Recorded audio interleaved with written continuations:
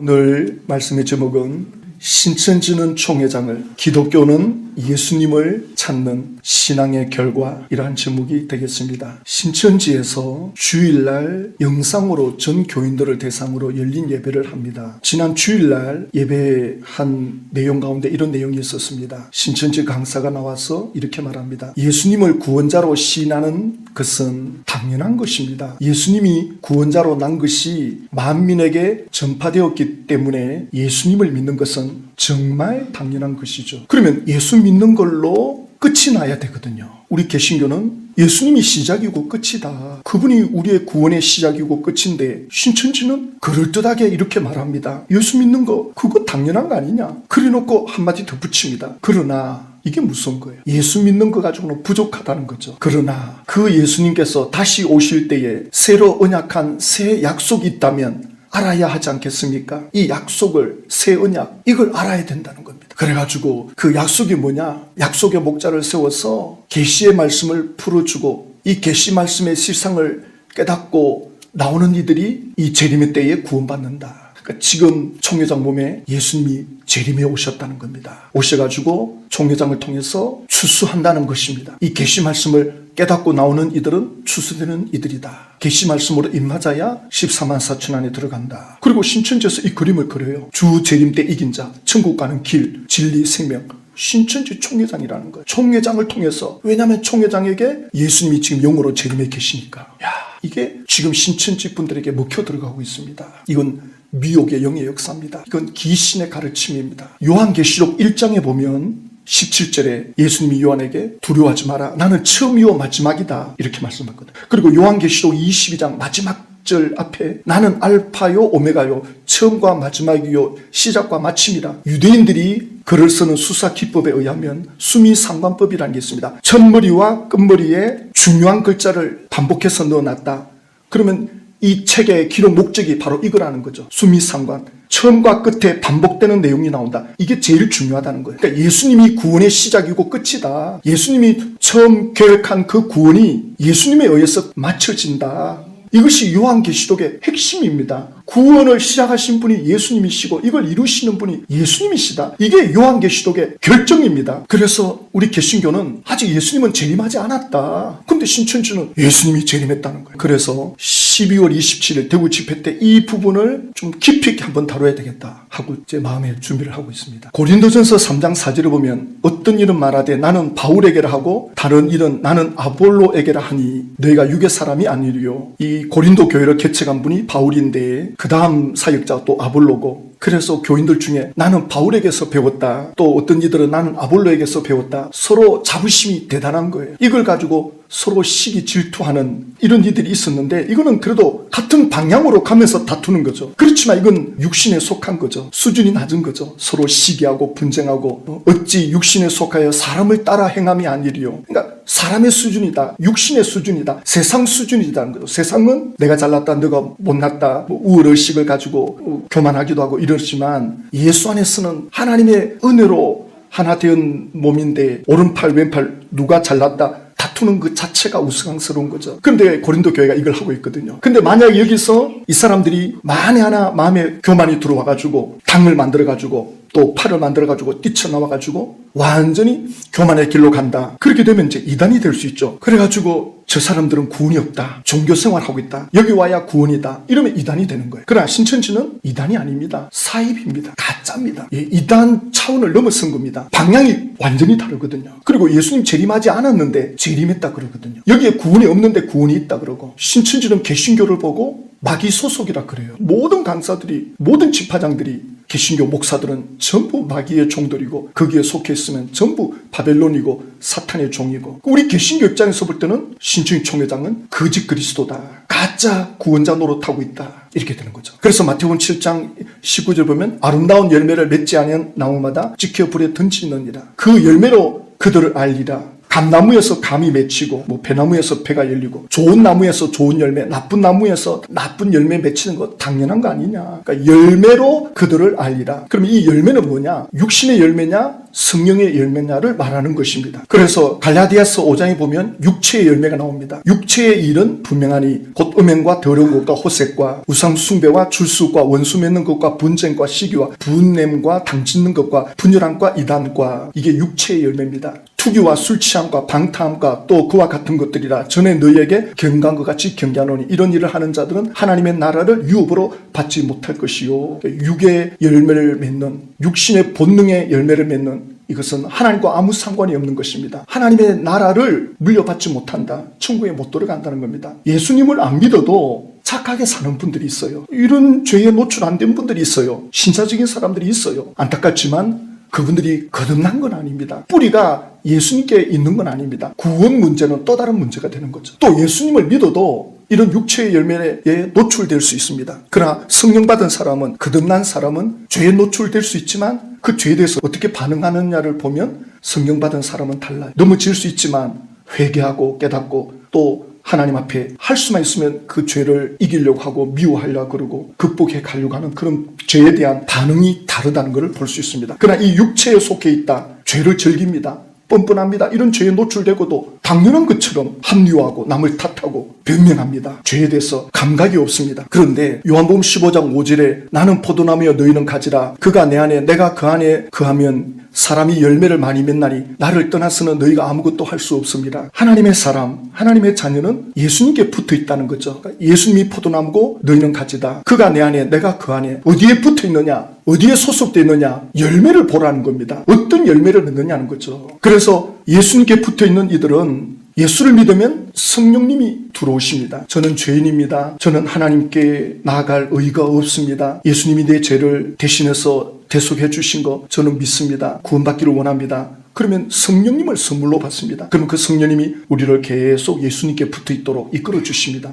그래서 예수님의 그 진액을 물려받기 때문에 이 열매가 나타나는 거죠. 사랑, 희락, 화평, 오래 참음, 자비, 양성, 충성, 온유, 절제 이런 열매를 맺게 됩니다. 그래서 요한 1서 4장 1절에는 사랑하는 자들아 영을 다 믿지 말고 그 영들이 하나님께 속하였나 분별하라. 많은 거짓 선지자가 세상에 나왔습니다. 그 영이 어디 소속되어 있는가? 그 영이 어디에 뿌리 내리고 있느냐? 그 영에 의해서 그 열매가 나온다는 겁니다. 어디에 속한 열매인지 그 열매가 그 영을 말해준다라고 말씀하고 있습니다. 그래서 잘 분별해라. 그 영이 어디 속한 영이냐? 열매를 보고 분별하라는 겁니다. 제가 지난 수요일 신신이 강사를 만났을 때 어떤 팀장 한 분이 또 같이 나왔더라고요. 그래서 제가 잘 됐다 싶어가지고 총회장이 지파마다 입맞은 12,000 수를 속인 자들에 대해서 쫓아내겠다. 책망하고 한 내용에 대해서 제가 영상을 보여줬습니다. 보라고. 신천지 강사 보라고. 총회장이 속았지 않느냐. 베드로는 속지 않았다. 바울도 속지 않았다. 근데 총회장님이 속아놓고는 자기를 속인 자들에게 쫓아내겠다. 책망한다는데 이게 말이 되느냐. 그리고 예수님은 가룟 유다에게 마귀가 생각을 넣어주는 것도 다 알고 있었다. 그리고 회개하고 돌아오기를 바라면서 제자들은 못 알아듣게끔 가룟 유다만 알아듣게끔 예수님이 끝까지 그를 고면하지 않느냐. 그런데 신진 총회장은 대놓고 집화장 불러내고 잘못한 사람 이실 직구하게 만들고 예수의 영이 있다면 이럴 수 있느냐. 그러니까 이 팀장이 목사님은 총회장님을 가까이서 안 봐서 그래요 이러더라고요. 그래서 제가 그랬죠. 미국 LA 담임 강사 문강사 잘 알지 않느냐. 요한 지파니까 잘 알죠. 그분이 탈퇴해서 나온 거 알지 않느냐. 그분이 미국에서 한국에 와가지고 저를 만났다. 저를 만나서 하는 말 중에 강사들 중에 집화장 중에 그래도 자기가 총회장하고 굉장히 가까운 사이였다. 총회장하고 사택에도 같이 지내고 그러니까 미국에 갔을 때 총회장이 그 교회 전세 얻을 수 있도록 수십억을 보내줬죠. 대단한 관계입니다. 김남희 원장보다도 더 친했다. 이분 말로는 그래요. 제가 그렇게 이야기하면서 이 담임 강사가 뭐라고 하냐면 총회장하고 가깝게 지냈던 사람들은 다 등을 돌렸다. 제가 그 말 했거든요. 아무 말 못하더라고요. 총회장 가까이 했던 사람들 중에 남아있는 사람 누가 있습니까? 다 떠났죠. 자, 그래서 총회장을 지극히 가까이 따랐던 분들은 총회장과 똑같은 육신의 열매가 나오는 거예요. 가까이 따라가면 따라갈수록 그 열매가 나오는 거예요. 소름 끼치잖아요. 그래서 집화장들이 쫓겨나가고 간부들이 쫓겨나가고 제명된 사람들이 많잖아요. 뭐 베드로 집화장, 마띠아 집화장, 뭐 요한 집화장, 빌립 집화장, 뭐 집화장들 중에 누가 사람 총회장 안 닮은 사람이 있습니까? 코드가 맞으니까 이게 같은 열매가 안 나올 수가 없는 거예요. 그리고 그 팀장이 무슨 용어인지 이런 질문을 해요. 목사님, 교회가 부흥하려면 어떻게 해야 되나요? 이런 질문을 하더라고요. 그러니까 신천지도 이제 지교회가 다 있으니까 그 지교에 대한 이제 그런 부흥의 고민을 하는가 보죠. 그래서 제가 그랬죠. 사도행전 2장 47절을 보면 하나님을 찬미하며 또 온 백성에게 칭송을 받으니 주께서 구원받는 사람을 날마다 더하게 하시니라. 제가 이 말씀을 말해줬습니다. 하나님을 찬미한다. 찬미한다는 건 감사로 드리는 찬양이거든요. 하나님의 은혜에 대해서 감격해하고 감사해하고 사람이 감사해야 한다. 그러면 그 신앙은 최고거든요. 하나님께 감사의 찬송을 부른다. 하나님에 대해서 만족한다는 뜻입니다. 만족한다. 이렇게 되면 어떻게 되느냐? 다른 사람한테 자기가 만족한 걸 자랑스럽게 여깁니다. 심지어 나를 본받으라. 나를 보라고 이렇게 말할 수 있습니다. 자기가 만족스러우면 자기가 만족이 안 되는데 다른 사람에게 추천할 수 있나요? 추천 못합니다. 내가 만족이 되면 다른 사람한테 추천할 수 있거든요. 그러니까 이 초대 예루살렘 교인들은 하나님으로 인한 만족이 되는 거예요. 그러니까 찬미를 하는 거죠. 자, 이렇게 되니까 백성들이 칭송을 합니다. 백성들이 이야, 예수 믿는 사람들 다르다. 칭송을 합니다. 칭찬한다는 거죠. 이야, 예수 믿는 사람들이 뭔가 달라도 다르구나. 자, 이렇게 됐을 때 주께서 구원받는 사람을 날마다 더하게 하신다. 주님이 구원하신다. 교회가 주님이 주인이시지 않느냐. 교회로 교회되게 하라. 그러면 부흥할 것이다. 교회 주인 대신 예수님이 주인 되게 하시라. 그러면 주님이 때가 되면 구원의 역사를 일으키는 거죠. 그러니까 우리는 하나님께 만족하고 감사하는 삶을 살면 일단 가족들이 보면서 충격받습니다. 뭐가 저렇게 만족스럽지? 뭐가 저렇게 행복하지? 뭘 가졌다고 뭘 저렇게 재밌어하지? 또 주변 사람들도 알고 보니까 예수를 믿네. 아니, 예수 믿으면 저렇게 되나? 저렇게 만족한 삶을 사나? 이게 무서운 전도입니다. 바로 요 상태가 됐을 때 주께서 그 사람을 때가 되면 구원으로 이끄시는 거예요. 이게 하나님의 전도의 방법이거든요. 또 이 팀장이 이수신 장군은 구원받았습니까? 못 받았습니까? 그래서 제가 창세기부터 쭉 설명해 줬죠. 간단하다. 그러면서 제가 볼 때 계시록 18장의 바벨론 심판은 전혀 신천지와 상관없습니다. 그래가지고 제가 몇 절 말씀을 드렸거든요. 그러니까 마지막으로 그들은 하는 말이 있잖아요.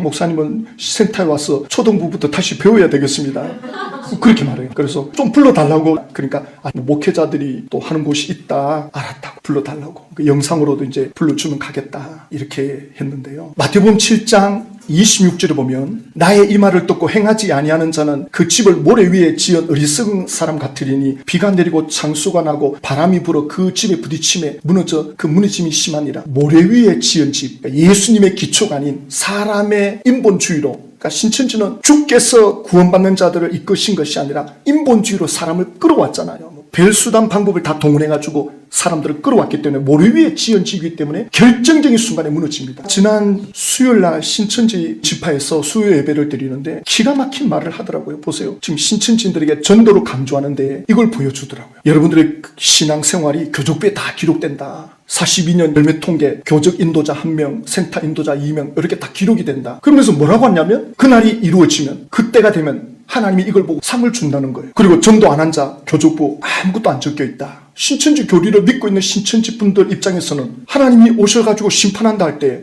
길을 쓰고 전도할 거 아닙니까? 직장이고 뭐고 이게 눈에 안 들어오는 거죠. 엄청난 겁을 주는 거예요. 이런 사기 공간이 어디 있습니까? 예수님이 기억력이 모자라가지고 와가지고 좀 보자 책자 너 전도 몇 명 했네. 이런 말도 안 되는 소리가 어디 있습니까? 이걸 보고 심판한다는 거예요. 신천지에서 기록해놓은 이걸 가지고 이건 가스라이팅 하려고 이렇게 하는 거예요. 안 그렇습니까? 협박하는 겁니다. 협박. 그래가지고는 여러분들 이 교족부에 신앙 열매가 적혀 있어야 되지 않습니까? 여러분들 적혀 있어요? 이렇게 말하는데 전도가 전부인 것처럼. 이야, 이 담임 강사가 이렇게 가르치는데 그 앉아있는 분들은 그대로 받아들일 수밖에 없겠구나. 신천지 교리를 믿고 있다면 모든 신앙의 초점을 여기 맞추겠구나. 이거 굉장히 위험한 신앙이거든요. 누가복음 10장 17절에 보면 예수님이 70인 전도인을 파송합니다. 그 70인 전도인이 전도하고 와서 보고합니다. 70인이 기뻐하며 돌아와 이르되 주여 주의 이름이면 귀신들도 우리에게 항복하더이다. 그러자 예수님이 그렇지 않아도 사탄이 하늘에서 내가 떨어지는 걸 보았다. 그러면서 하시는 말씀이 그러나 귀신들이 너에게 항복하는 것으로 기뻐하지 말고 너희 이름이 하늘에 기록된 것으로 기뻐하라. 귀신이 나간 그 은사나 능력 때문에 기뻐하기보다는 너희들이 하늘에 연결되어 있다. 하늘에 속한 사람들이다. 하늘 신분을 가지고 있다. 하나님과 연결된 사람이라는 그 소속감, 그 정체성, 그 일로 인하여 기뻐해야 된다.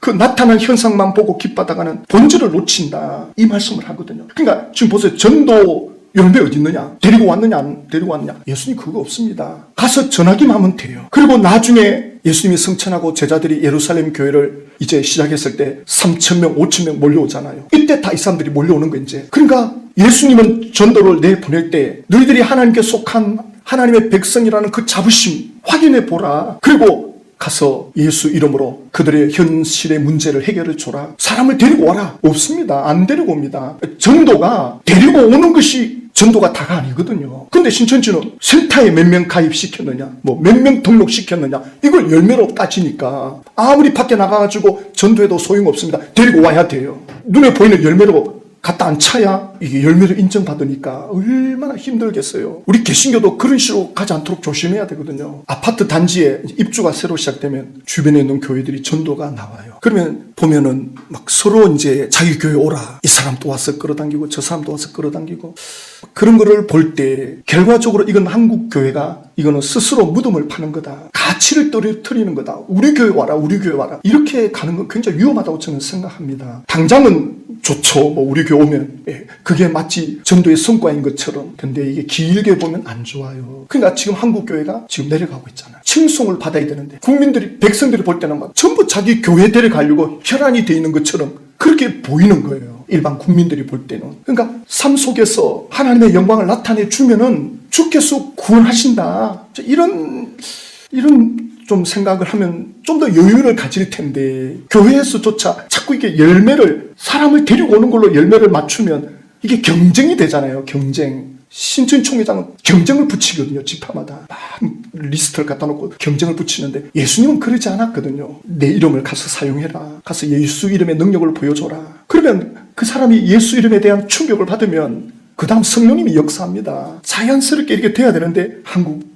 교회가 그러지를 못해요. 저도 그 중에 한 사람이고 그래서 참 이 부분에 제가 안타까우면서 제가 이제 그런 생각을 했습니다. 개척을 하면 좀 이렇게 도심지 교회는 너무 많으니까 교회가 없는 교회에 좀 개척해야 되겠다 싶었는데 제가 수원에 이사 갔다 그랬잖아요. 서울에 전도사 사이 가다가 허월 벌판에 여기에 이사 갔습니다. 30가구 있는데 보니까 교회가 없어. 또 이 동네는 교회가 들어왔다가 오래 못 버텨. 불교 동네입니다. 동네 99%가 불교 신자들인 거예요. 어떻게? 연세 드신 분들만 살아서 그런지. 그러니 제가 여기서 교회를 시작했죠. 그 아이들부터 한 사람 한 사람 했는데 10년을 여기서 버텼습니다. 예, 제가 10년 동안 경제적 어려움을 겪었죠. 그러니까 그때는 늘 경제적인 문제로 고민을 많이 했습니다. 그러다 보니까 기도를 많이 했죠. 덕분에 기도를 많이 하게 됐습니다. 그러다가 이제 여기 그린벨트 지역이니까 개발이 안 되고 변화가 없습니다. 그래서 시골 어른들하고 어울리려면 이제 농사일을 도와줘야 되니까 늘 농사일을 도와주는 게 일이었고 그건 아침 저녁은 시간이 많죠. 기도하고 말씀 연구하고 그랬는데 이 땅 주인이 서울에서 내려와가지고는 이게 그린벨트라 이거 빨리 팔려야 되는데 좀 팔리도록 기도해달라. 우리도 교회를 나가게 됐다 이러시더라고요. 그런데 그러고 나서 얼마 안 가서 이게 풀리는 거예요. 풀려가지고는 여기 개발이 되고 하나로 마트가 들어오고 그 시청에서 나와서 이제 빨리 이사 갔으면 좋겠다. 근데 이제 서울 주인이 이 건물에 대한 보상을 다 줬다 그랬잖아요.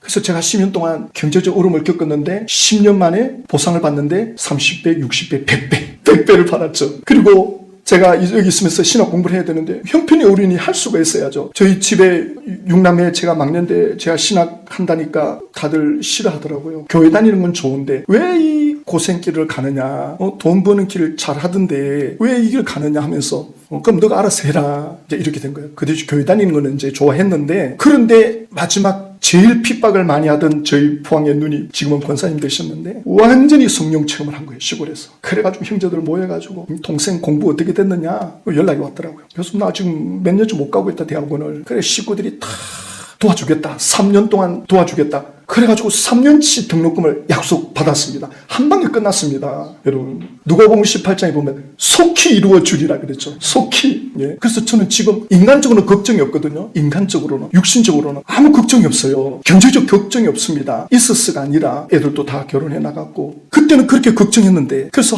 내가 훗날 아무 걱정 없이 기도와 말씀에 전념할 수 있는 때가 올까? 그렇게 했는데 지금 제가 그렇게 하고 있거든요. 근데 지금 걱정이 뭐냐? 신천지 때문에 이제 걱정거리입니다. 하나님께서 저를 여기에 부르셨다는 소명이 저에게는 있습니다. 하나님이 여기 저를 부르셨구나. 예. 그런데 아무런 변화가 없다고 혹시 낙심됩니까? 한 방에 끝납니다. 속히 이루어집니다. 예. 저는 그런 체험들을 했어요. 그래서 그런 인내하는데 어렵지가 않다고요. 내일 새벽에 거기에 대한 말씀이 나옵니다. 예, 새벽 말씀. 그래서 좀 우리는 잊어버리지만 하나님은 다 기억하고 계십니다. 하나님이 우리의 형편과 처지를 아시고 우리 중심을 보고 계십니다. 예, 제가 신천지 영상을 매일 보거든요. 신천지 안에 있는 사람들의 영상, 또 보내주는 영상, 비밀리에 들어가서 보는 영상 보면 화가 치밀어 오르죠. 성경 가지고 사람들을 지옥으로 끌고 가고 있고 성경 가지고 영혼들을 도직질하고 있잖아요. 야, 이건 뭐 참을 수가 없어요. 어떻게 해결할 수가 없어요. 기도 외에는 마음이 안정이 안 돼. 그래서 새벽에 기도하면 안정이 돼요. 안정. 안 그러면 주체를 못하겠어. 그렇다고 신천지 분들하고 싸울 수는 없잖아. 혈과 육으로 이거 뭐 싸워서 될 일입니까? 마음이 안정이 안 되니까 새벽에 1시간 2시간 기도하고 나면 안정이 돼요. 주님 안정이 됩니다. 그래고 또 연구하고 사도 바울이 오늘 사도행전 26장에서 아그리빠 왕에게 이렇게 말합니다. 당신뿐만 아니라 오늘 내 말을 듣는 모든 사람도 다 이렇게 결박된 것 외에는 나와 같이 되기를 하나님께 원하나이다. 바울이 지금 붙잡혀 있거든요. 지난번에 보셨죠? 어떤 선지자가 당신 예루살렘 가면 결박된다. 그래도 올라가겠느냐? 난 간다. 그래 바울이 예루살렘에 올라왔는데 유대인들이 고소를 하는 거예요. 나라를 어지럽힌다. 그런데 바울이 로마 시민권이 있어가지고 즉각 로마 황제에다가 자기 심판해달라고 소송을 걸었습니다. 로마 황제에게. 그러니까 유대 나라에서 바울을 심판을 못하는 거예요. 그러니까 신문만 하는 거예요. 로마 총독에게 가서 신문당하고 또 유대 왕 헤롯 왕의 손자인 아그리빠 여기 와서 또 신문을 당하는데 신문을 당할 때 변호하잖아요. 본인이 변호하는 거예요. 근데 이 바울이 하는 말이 나는 이렇게 결박된 거 외에는 다 나처럼 되기를 원한다. 지금 이 아그리빠 왕은 유대인이거든요. 구약 성경을 알고 있는 사람이죠. 어느 정도. 그러니까 내가 왜 이렇게 결박됐느냐. 지금 내가 로마로 가고 있는데 결박된 거 외에는 나처럼 되기를 원한다. 내가 지금 예수님 때문에 이렇게 됐다. 이 말씀하는 거죠. 빌립보 교회에 편지할 때도 3장 17절에 형제들아 너희는 함께 나를 본받으라. 그리고 너희가 우리를 본받는 것처럼 그와 같이 행하는 자들을 눈여겨보라. 나를 본받으라. 우리 전도자들 우리 팀 일행을 본받으라. 이렇게 말씀하죠. 또 고린도 전서 4장 16절에 그러므로 내가 너희에게 권하노니 너희는 나를 본받는 자가 되라. 이야 이거 어떻게 본받는 자가 되라. 이렇게 대놓고 말하기가 쉽지 않거든요. 저도 가족들한테 말 못합니다. 이렇게 때로는 본받을까 봐 걱정이에요. 바울은 나를 본받으라. 행위를 본받으라. 이런 게 아니라 바울이 예수님을 향한 그 열정. 바울은 예수님을 위해서 살다가 죽기로 작정한 분이거든요. 예수님처럼 살다가 예수님처럼 죽고 싶은 심정으로 불타오르는 사람이 바울입니다. 부활하신 예수님을 봤잖아요. 천국을 갔다 왔잖아요. 그러니까 이 세상의 부귀영화 권세 배설물로 여겨버리는 거예요. 하늘의 소망, 하늘의 시민권, 하늘의 멸류관, 하늘의 기쁨 오직 거기만 바라보는 거예요. 그러니까 예수님처럼 살고 싶은 거예요. 그 열정이 불타오르는 거예요. 이걸 좀 본받았으면 좋겠다. 고린도전서 11장 1절에도 내가 그리스도를 본받는 것 같이 내가 그리스도를 본받는 자가 된 것 같이 너희는 나를 본받는 자가 되라. 그래서 예수님을 본받아야 되겠다 이런 생각을 했다가도 바울을 보면 예수님은 고사하고 바울이나 제대로 본받아야 되겠다 이런 생각이 드는 거예요.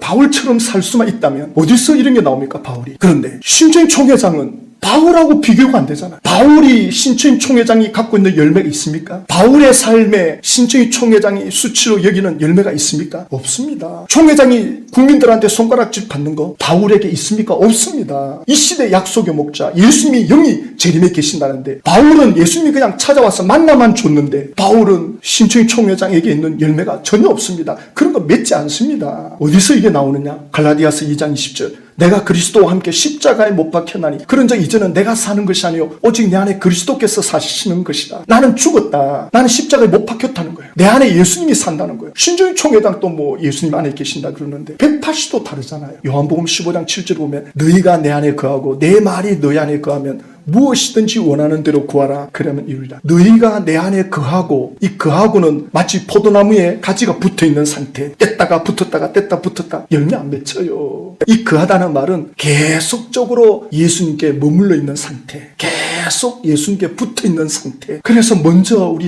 프라미스 TV 교회 안에 있는 분들 탈퇴자 분들이 본이 되는 분들이 나와야 돼요. 예수님께 붙어있는 이러한 분들이 모델로 나와줘야 돼요. 저도 마찬가지겠지만 우리 프라미스 TV 교회 탈퇴자들이 정말 예수님께 붙잡혀 살아가더라, 이런 분들이 나와야 되고 보여줘야 돼요. 이런 표현 하잖아요. 교회 가면 뭐 시험밖에 안 들더라. 그러니까 사람 보려고 교회 오느냐, 하나님 보려고 교회 오지. 교회 하나님 안 보여요. 하나님 어디 있는데 교회. 그러니까 그렇게 합리화하는 거죠. 그러면 안 되죠. 우리가 본이 돼야 돼요. 그리고 사람은 다 장단점이 있어요. 좋은 점을 봐야죠. 예수 믿어도 예수 믿는 좋은 구석이 나올 때가 있고 또 육신이 나올 때가 있는데 예수 믿는 좋은 구석을 봐야죠. 그리고 그걸 적용을 자신한테 할 때는 나는 본이 돼야 되겠구나. 예수님을 믿는 본이 돼야 되겠구나. 그러려면 예수의 능력이 나타나야 되는데 우리가 예수에게 붙어 있어야 됩니다. 계속 붙어 있어야 됩니다. 열매로 나타납니다. 놀라운 역사가 나타납니다. 그러면 가정의 변화가 일어납니다. 그냥 퍼져나갑니다. 느낍니다. 시간이 지나면 그 영적 기운을 느끼게 돼 있습니다. 달라집니다. 때가 되면 다 예수님 믿게 돼 있습니다. 속히 일어납니다. 이걸 경험할 줄로 믿습니다.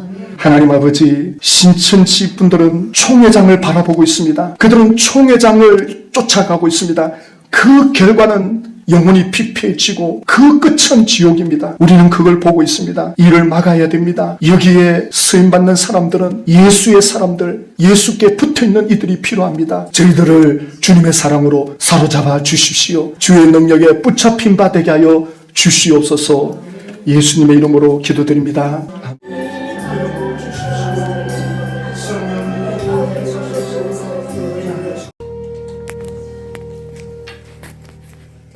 빈손으로 왔습니다. 작은 사랑 가슴에 안고 순종하며 왔습니다. 가슴이 움직이는 대로 이곳에 왔습니다. 나를 버리고 내려놓을 내 안에 넘치는 사랑 보았습니다. 작은 순종에 하늘 문을 여시는 그 사랑에 눈물 흘립니다. 이제 이곳에 살아갑니다. 당신의 사랑만 한 줌의 흙이 되기를 이곳에 나를 묻고 생명 다할 때까지 떠나지 않습니다. 사랑 꽃을 피울 때까지